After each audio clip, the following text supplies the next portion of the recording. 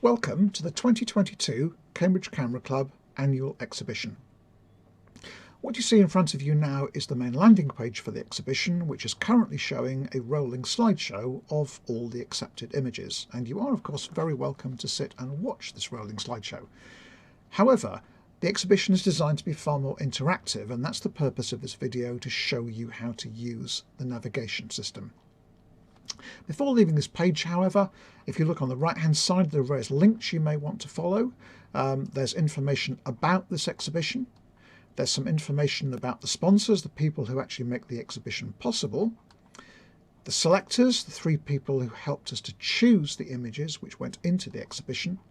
And also links to inquire about purchasing a print perhaps, or the help, which is a link to this video.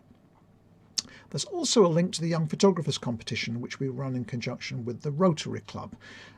Now, this is well worth exploring, but because the navigation system is exactly the same as for Cambridge Camera Club, I'm going to go back to our exhibition, but the same logic can be used in the Young Photographers as well. Do please come and have a look at it. To enter the exhibition proper, all you have to do is click on Explore Further, or indeed to click on the main image here. And this then takes you to the choice of the different sections: colour section, monochrome section, nature section, or the whole exhibition. It really doesn't matter which you choose, because once you're in, it's very, very easy to switch sections and to move your way around through the images in the exhibition. So let me choose on the colour section. Let's go with the colour. This will now bring up a set of thumbnails of the accepted images within the colour section. Now, a quick word here about the sorting order for these thumbnails. They are by default sorted randomly, which is what you want for the kind of interactive experience that we had in mind. However, if you are the kind of person that would like to view the exhibition in a more systematic way, to work through them image by image and then perhaps go away and come back later and carry on where you left off, then the random layout is not a good idea, because you won't be able to find your way back again. If you're that kind of a person, I would suggest you go to perhaps the author sort order or title sort order. Choose one of those, and then you'll be able to find your way back when you come. In the meantime, though, I'm going to continue with the random sort order. So you then find an image that you're interested in, hunt through, and you can enlarge it. So I'm going to click on this image here, and what that will do is enlarge it, and you'll see it enlarged. Now, clearly you can navigate your way through the exhibition enlarged. Simplest one is to go forwards and backwards, and you've got several ways of doing this. If you click on the right-hand third of the image, you'll go to the next one. If you click on the left-hand third, you'll go to the previous one. You also have arrows down here. So there's a forward arrow which takes you to the next image, and there is a backward arrow that takes you to the previous image. Or if you have a keyboard, you can use the right cursor key to go forwards, or you can use the left cursor key to go backwards. Right, so lots of ways of finding your way through images individually. You can also, if you want to, view them as a slideshow. If you click on play down here, then that will actually show them one after the other, about 5 seconds per image. So let that run for a little while, and then we will pause it. Okay.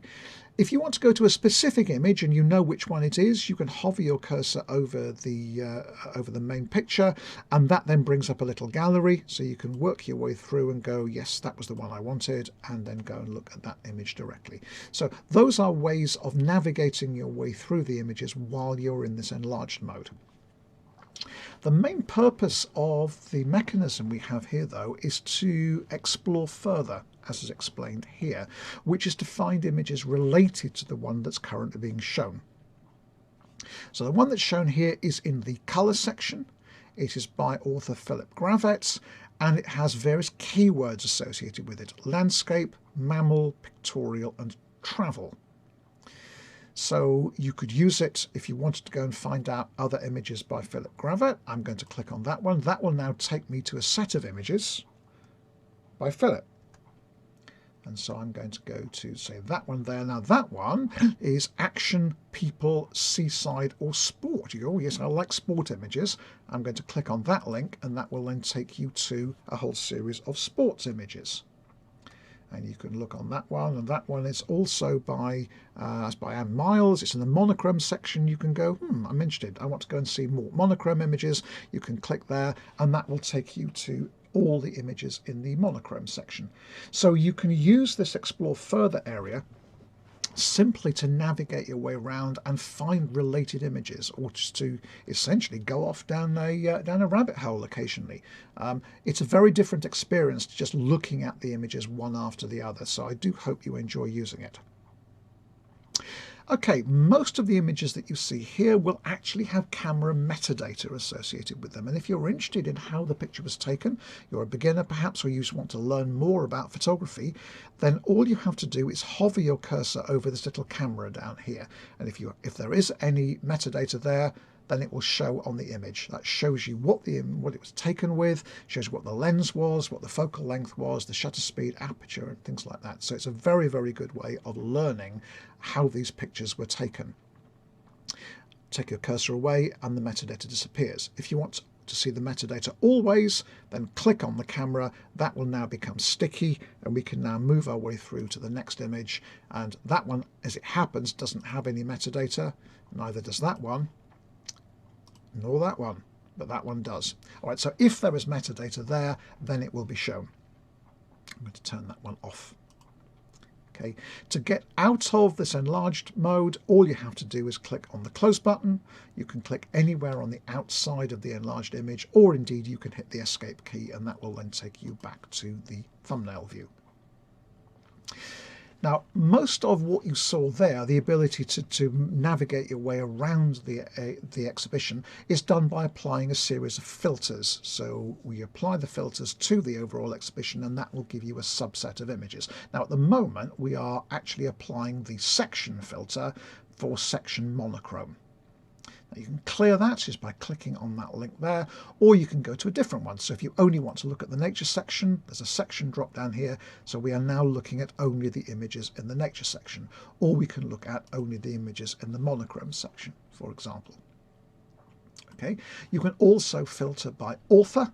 So we can say, let's find all the images by Clive Downs, or let's find all the images by David Hone. So you can, if you're interested in images by a particular person, that's your way of finding it.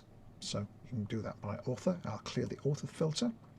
You can look for those images which have got awards. So those are images that have got any award, or no award at all, or commended, say, or something like that. So you can actually find your images by the award if you want to.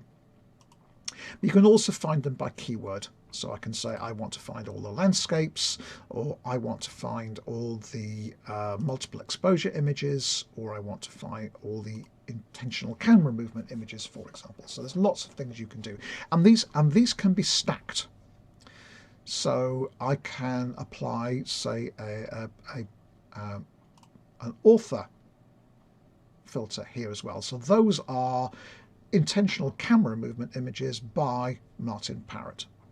All right, so you can stack these, and they also happen to be in the monochrome section as well, but that doesn't really matter. But the point is you can stack them. If you get lost, or you run out of images, or it doesn't work, so if I for example choose the color section, what I will get is no images found, because there aren't any intentional camera movement images by Martin Parrott in the color section. No images found. Don't panic. You can either remove the filters one by one, or there's a little thing up here which says clear all filters, and you're now back to where you started. You can also use the search box. So if you're looking for something specific in the title, perhaps, for example, or in the keywords, then you can do that. So I can look for, I could type in Cambridge, say, in there, and that will bring up all images related to Cambridge, or all images which are related to fly, and that will bring, it's found butterfly as well as hoverfly and duckling catching mayfly. So it's searching through the images to find that, and you can clear the search by going clear here. Okay, so there's lots and lots of different ways of finding your way around the images. So hopefully it will be more interesting, more informative, and hopefully you'll discover things that perhaps you would have missed otherwise, simply by going through and following your nose through this exhibition. So I hope you enjoy it. Do enjoy the images. There are some real crackers here, and we look forward to seeing you again next year.